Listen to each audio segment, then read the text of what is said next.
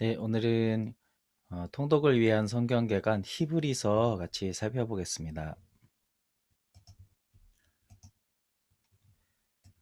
히브리서는 유대교에서 기독교로 개종한 많은 성도들이 가족과 지인들의 핍박을 피해서 다시 유대교로 가고 싶어 한 상황이 있었는데 그들을 붙잡을 수 있는 유일한 길이 예수 그리스도다라는 이야기들을 해주고 있습니다. 또 그분이 천사보다 모세보다 또 제사장인 아론보다 더 뛰어나심을 통해서 율법보다 더 좋은 언약인 그리스도의 피로 세우신 언약이라는 이야기를 해주고 있습니다. 그리고 그리스도를 통해 고난받는 것이 유대교의 편안함보다 나음을 여러 믿음의 인물을 통해서 보여주고 또 믿음으로 살자고 권하고 있습니다. 히브리서의 저자는 아직 명확하게 증거로 나와 있는 부분은 없습니다. 기독교 초기에는 바울이 기록했다고 주장했었지만은 히브리서의 문체가 다른 바울의 서신서와 차이가 있다라는 이유로 지지를 받지 못한 부분이 있었습니다.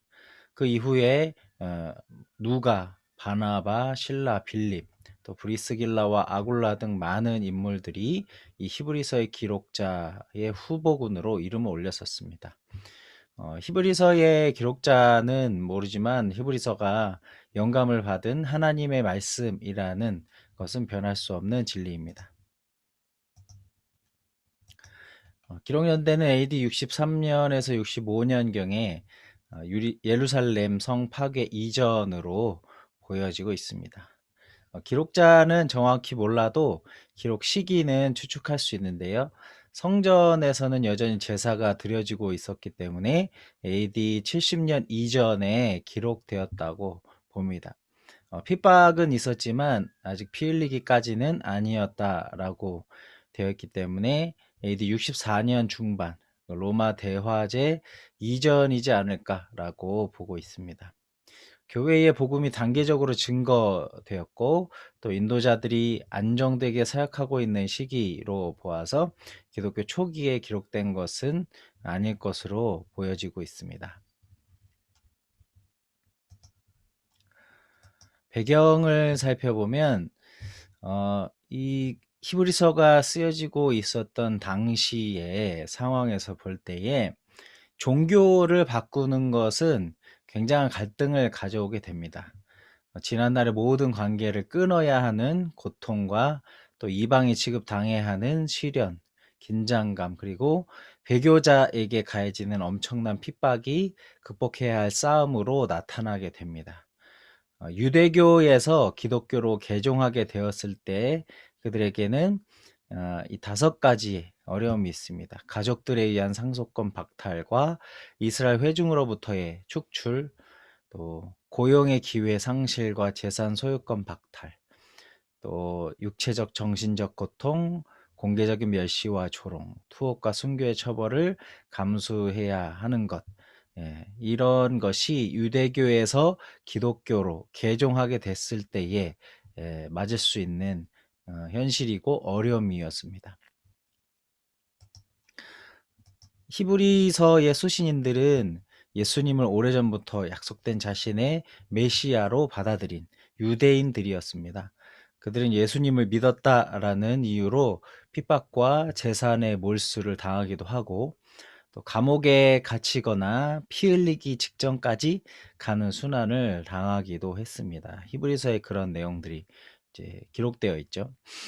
당시 성도들은 로마의 핍박을 받고 있었을 뿐만 아니라 유대인 공동체 안에서 이단이라고 낙인 찍히고 또 가족에게서 버림을 받았습니다. 자기 민족이 배척하는 예수님을 주로 시인하고 그분 편에 서 있었기 때문이죠.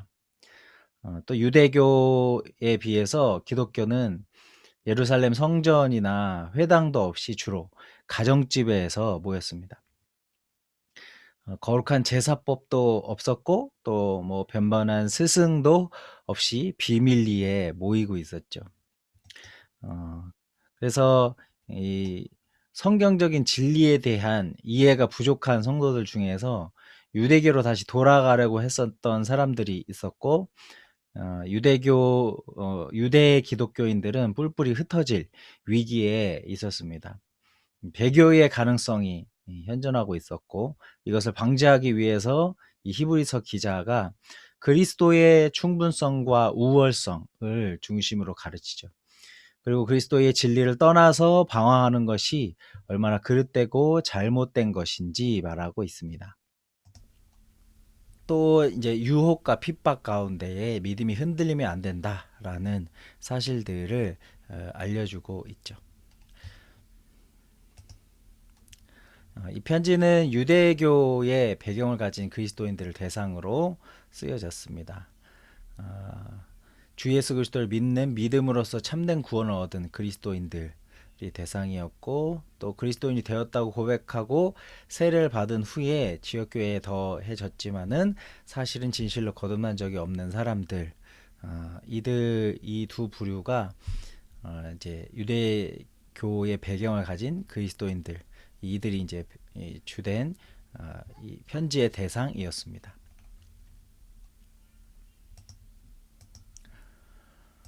주제와 목적을 살펴보면 유대인들의 천사 숭배 신앙이 잘못되었다라는 것을 알려주기 위해서 기록됐습니다. 1장과 2장에 나와 있습니다. 또 구약의 제사 제도로 다시 돌아가는 것이 잘못이다라는 것을 일깨워주기 위해서 기록했죠.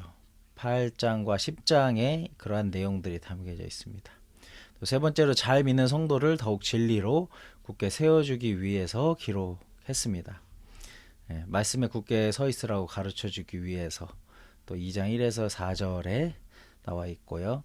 또 예수님을 향한 믿음의 확신을 가져서 안식을 소망하도록 가르쳐주기 위해서 쓴 것이고, 주님과 성도를 섬기는 것은 반드시 주님이 기억하심을 알려주시기 위해서, 그리고 교회 안에서 서로 권하여 힘써 모이기를 힘쓰도록 권면하기 위해서, 또 주님의 재림이 반드시 일어난다라는 것을 가르쳐주기 위해서, 믿음으로 살다간 위대한 신앙의 선배들을 본받을 것을 알려주기 위해서, 그리고 영원한 내세의 소망을 두고 살아가도록 권면해주기 위해서 성도를 굳게 세우는 면으로 기록된 것이죠. 그리고 네 번째로 기독교로 개종한 유대인 성도들에게 그리스도의 우월성에 대해서 정확하게 알려주기 위해 구약의 것들과 비교를 하여서 우리가 믿고 있는 예수 그리스도는 누구신가를 기록하였습니다. 특징을 살펴보면, 첫 번째로 편지 형식을 띤 설교에 가까운 책입니다. 신약 성경 중에 믿는 자의 대제사장이신 그리스도에 관해서 이제 굉장히 깊은 충분한 논의를 하고 있는 책이라고 할 수 있습니다. 두 번째로 이 편지는 유대교에 비해서 기독교의 우월성이 무엇인가 하는 질문에 답하고 있습니다. 그래서 히브리서는 두 가지 질문에 대한 답변과 한 가지 선언이 들어있게 되는데, 두 가지 질문에 대한 답변은 첫 번째로 구약의 옛 언약과 신약의 언약은 어떤 관계인지, 두 번째로 왜 신약 시대에는 구약의 피의 제사를 드리지 않는지에 대해서, 그리고 한 가지 선언으로 예수 그리스도는 모든 면에서 뛰어나신 분이다 라는 이 선언을 하고 있습니다. 세 번째로 히브리서는 제5복음서라고 불리기도 합니다. 4복음서에서 예수 그리스도의 지상 사역을 묘사하는 반면에 히브리서는 현재 그분이 하늘에서 하고 계시는 일에 대해서 이야기하고 있죠. 네 번째로 주요 단어들을 보면 온전한, 영원한, 더 좋은 이러한 단어들을 사용하여서 이제 이 본문이 진행되고 있습니다. 다섯 번째로 히브리서는 최소한 구약에서 109절을 언급하면서 86개의 직접 인용구가 나타나고 있습니다. 구약 성경에 인용이 많고 그만큼 유대교적인 사상과 성향이 강한 것이다 라고 볼 수가 있죠. 그리고 여섯 번째로 히브리서에 나타난 5가지 경고들이 있는데, 첫 번째로 하나님의 말씀을 무시하는 것에 대한 경고. 2장 1절에서 4절에 나와 있고요. 두 번째로 하나님의 말씀을 의심하고 불순종하는 것에 대한 경고들이 3장과 4장에 나와 있습니다. 세 번째로 하나님의 말씀에서 떠나는 것에 관한 경고들이 5장과 6장 사이에 나와 있고요. 네 번째로 하나님의 말씀을 경멸하는 행동에 관한 경고들이 10장에, 다섯 번째로 하나님의 말씀을 거역하는 것에 관한 경고가 12장에 나와 있게 됩니다. 마지막으로 히브리서에 나타난 그리스도는 어떤 분으로 이야기하고 있냐면 8가지로 영원하신 하나님의 아들이시다라는 것, 영광과 존귀로 관쓰신 만왕의 왕이시라는 것, 하나님의 집을 맡은 하나님의 아들이시라는 것, 영원하신 제사장이시라는 것, 그리고 우리를 영원히 온전케 하신 완전하신 희생 제물이시다라는 것, 또 예수님을 바라보는 자들을 온전케 하시는 믿음의 주이시다라는 것, 또 어제나 오늘이나 언제나 한결같이 영원히 동일하신 분이시다. 그리고 마지막으로 예수님은 양들의 큰 목자이시다라고 히브리서에서 예수님을 표현하고 있습니다. 네, 내용을 살펴보면요. 1장에서는 전반부의 그리스도의 신성에 대해서 이야기하면서 후반부에 천사보다 뛰어나신 그리스도에 대해서 이야기하는데 이 천사보다 이 신성에 있어서 천사보다 뛰어나신 분이다 라는 이야기를 하고 있는 것입니다. 그리고 또 2장 초반에 가면 그러한 천사들의 경고를 등한히 여겨서 심판을 받는 것이라면 하나님의 아들의 복음을 등한히 여기면 어찌 큰 보응을 피할 수 있겠는가 라는 이야기들을 이같이 큰 구원이라는 제목으로 하고 있습니다. 그리고 2장 후반에서는 그리스도의 인성에 대해서 이야기하는데요. 예수 그리스도께서는 참 하나님이시면서 참 인간으로 오셨다라는 이야기를 하려고 하는 것 같습니다. 1장에서는 신성에 대해서, 2장에서는 인성에 대해서 이야기합니다. 그러면서 3장 초반에 모세보다 뛰어나신 그리스도에 대해서 이야기합니다. 모세는 종으로서 섬겼지만 그리스도께서는 아들로서 섬기셨다라는 이야기를 하죠.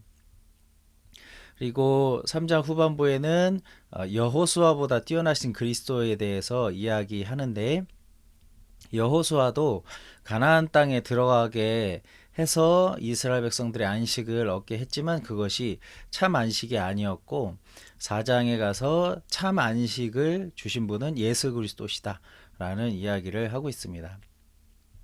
5장에서는 큰 대제사장이신 그리스도에 대해서 이야기하는데 아론, 대제사장 아론보다 뛰어나신 그리스도에 대한 이야기를 하고 있습니다. 그리고 6장에 가서는 그리스도의 도의 초보, 그 초보를 버리자라는 이야기를 하고 6장 후반에서 하나님의 확실한 약속을 이야기하고 있습니다. 7장에서는 멜기세덱의 반차에 따르신 그리스도에 대해서 8장에서는 새 언약을 세우신 그리스도, 또 9장에서는 영원한 속죄를 이루신 그리스도를 이야기합니다. 10장 초반에서 완전한 제물이신 그리스도, 또 10장 후반에 하나님께 나아가자라는 이야기를 하고 11장에서는 믿음의 사람들에 대해서 믿음의 이 선진들에 대해서 한 명 한 명 언급을 하면서 이야기를 하고요. 12장에서는 믿음의 인내와 경고에 대한 내용, 마지막 13장에서는 사랑에 대한 경고, 권고의 내용들을 이야기하고 있습니다.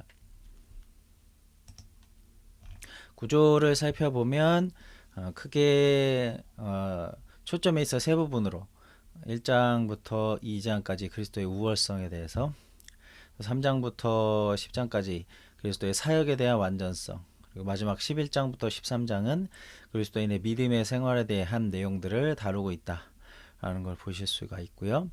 구분의 부분을 보시면은 첫 번째에는 선지자들보다 뛰어나신 그리스도 이야기하고 1장 4절부터 2장 18절은 천사보다 뛰어나신 그리스도에 대한 이야기, 3장에 넘어가서는 모세보다 뛰어나신 그리스도, 그리고 4장 중반부터 완전한 대제사장이신 그리스도에 대한 이야기, 그리고 8장에서는 새 언약을 세우신 그리스도, 9장, 10장에서는 완전한 제물이 되신 그리스도를 이야기하고 11장, 12장, 13장은 믿음에 관련된 이야기들을 하고 있습니다. 전체적인 주제는 하나님의 아들 예수 그리스도의 우월성에 대한 이야기를 하고 있는 것이죠. 이 히브리서는 이 유대인들을 대상으로 썼기 때문에 구약의 색깔이 강하게 드러납니다. 그래서 구약을 알지 못하면 잘 이해하지 못하는 책이 히브리서일 수 있습니다. 앞에서 얘기했지만 저자가 기록되어 있지 않았죠. 아마도 그 당시 상황이 이름을 밝혔을 때의 위험성 때문이었을 수도 있을 것 같습니다. 또 유대인인 것은 분명합니다. 저자가.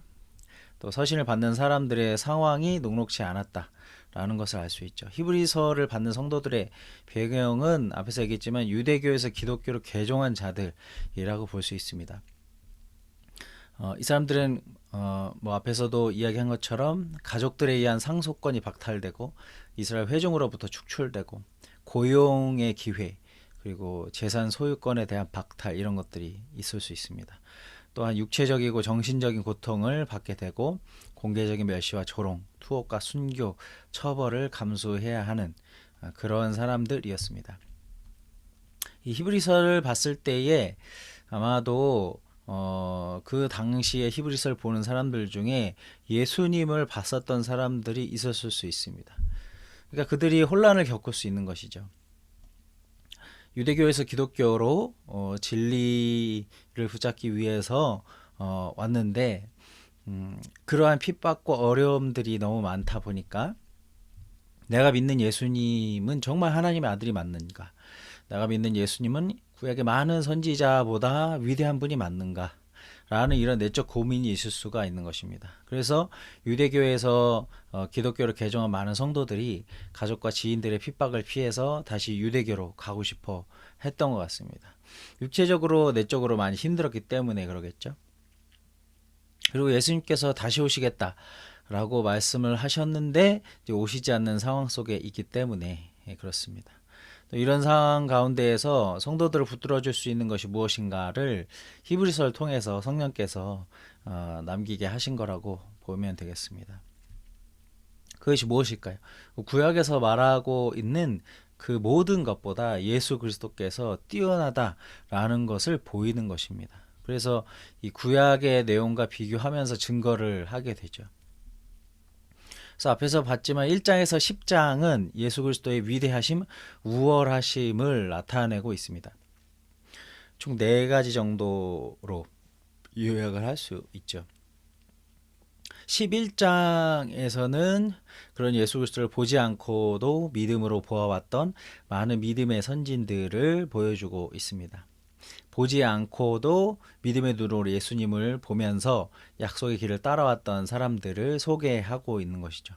12장에서는 구름같이 허다한 증인들이 있기 때문에 너희들이 가고 있는 이 길은 결코 잘못된 길이 아니므로 예수님을 바라보면서 신앙의 경주를 계속하라.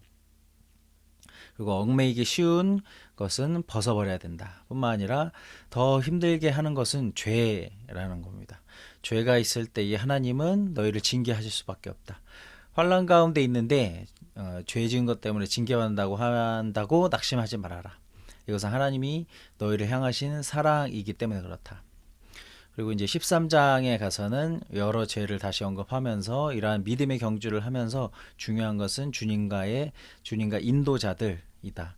그래서 예수 그리스도는 어제나 오늘이나 변함없는 분이기 때문에 그분을 바라보면서 따라가고 교회의 인도자들인 장로들을 순종하고 그들과 함께 믿음의 길을 걸어가라고 이야기합니다. 이 앞에서 이제 1장에서 10장이 예수 그리스도께서 어떤 분이신가, 어떤 부분이 뛰어나신가 이런 거 얘기했는데 총 4가지 정도로 1장에서 2장에서는 1장, 2장은 천사보다 뛰어나신 것들. 이 구약의 유대인들에게 있어서 천사는 신비스러운 존재였었는데 예수 그리스도는 그보다 우월하신 분이시다. 그래서 1장에서 주로 이야기합니다. 2장 초반에 그 천사들을 통하여서 전해진 하나님의 말씀을 거절했을 때 징계가 임했는데 하물며 하나님의 아들이 전하여 준 복음을 등한히 하면 그 벌을 어떻게 피할 수 있겠는가라고 경고해 주고 있습니다.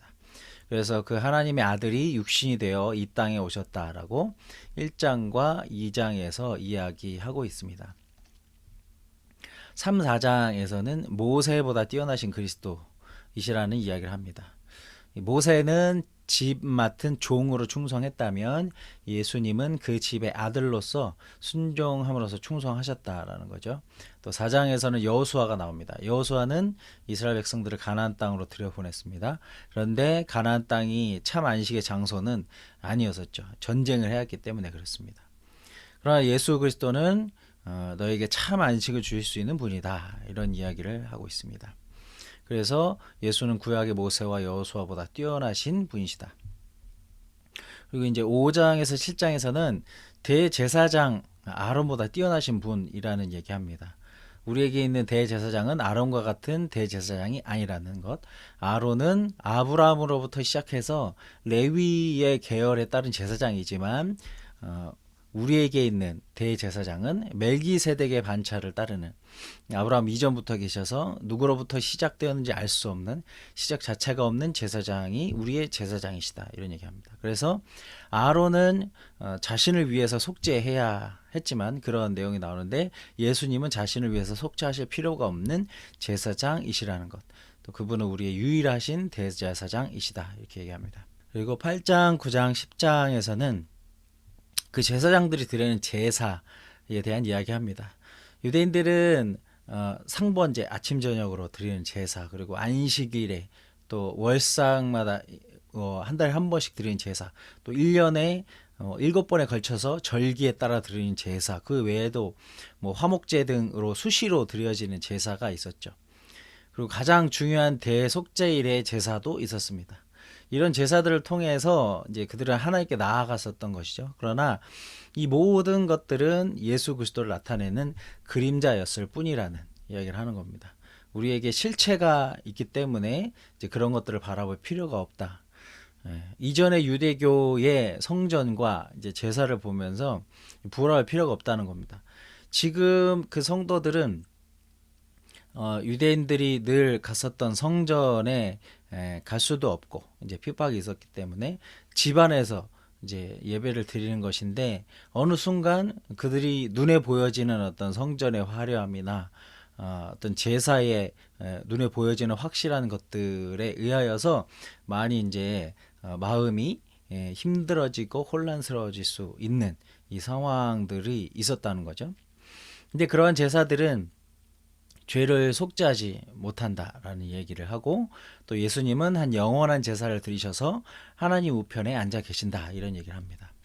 그러면서 이제 마무리를 짓고 있는 거죠. 그리고 이제 이후에 11, 12, 13장에서는 그리스도인의 믿음 생활에 대한 이야기 하는 겁니다. 이제 이들이 편지를 받았을 때의 이러한 상황 막 위축되어지면서 내가 잘 하는 것일까? 내가 잘 선택한 걸까? 저 번듯한 성전에서 제사를 드리는 게 더 맞는 게 아닐까? 오신다고 약속하신 분은 왜 안 오시는 걸까? 이런 내적 외적 이런 혼돈 가운데 있을 때에 하나님의 말씀을 통해서 믿음을 세워주려고 하는 책이 히브리서이다라는 것을 좀 아시면서 이러한 맥락 안에서 같이 읽어가면 좋을 것 같습니다. 네, 오늘 여기까지 하겠습니다.